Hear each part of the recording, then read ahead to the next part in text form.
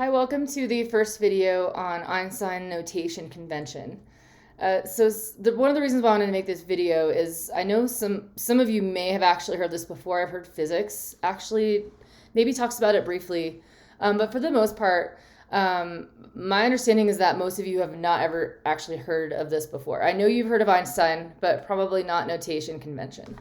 And one of the primary motivations for discussing this in Math 346 is just how unbelievably crucial it is if you're going to work in any sort of engineering or physics field that deals with tensors or tensor calculus. And you'll hear that word a little bit later, but it is just really important, I think, to get a sort of a grasp on this for quite a few reasons. And I'm just going to go through a few of those reasons right now. So as I alluded to, Einstein's summation convention, again, a very crucial it's a brevity notation, really is what it is. It's a shorthand.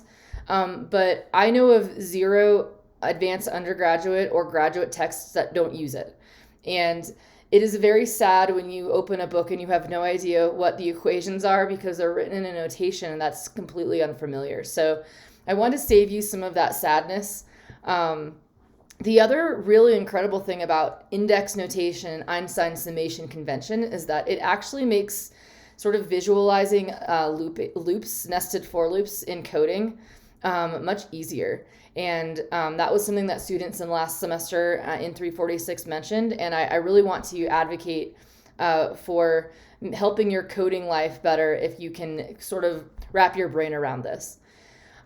So really many expressions in higher level math do involve summation over particular indices. And so I just wanted to give you a few examples that you've seen before.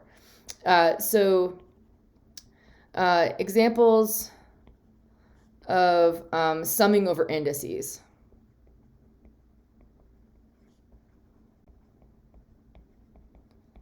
So I know that you all have seen this one before. So let's say that S is equal to the sum k equals 1 to n of f of x sub k star delta x.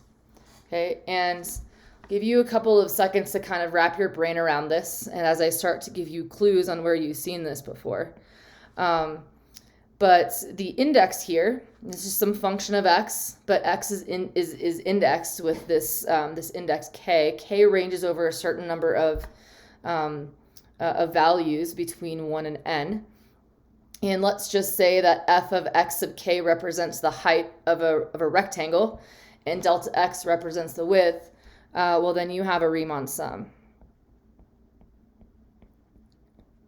Okay, and let's look at another one. E to the x is equal to the sum from n equals 0 to infinity of x to the n over n factorial. And well, you probably have seen this in Calc 2 in a block that has to do with series. Specifically, this is actually a Taylor series.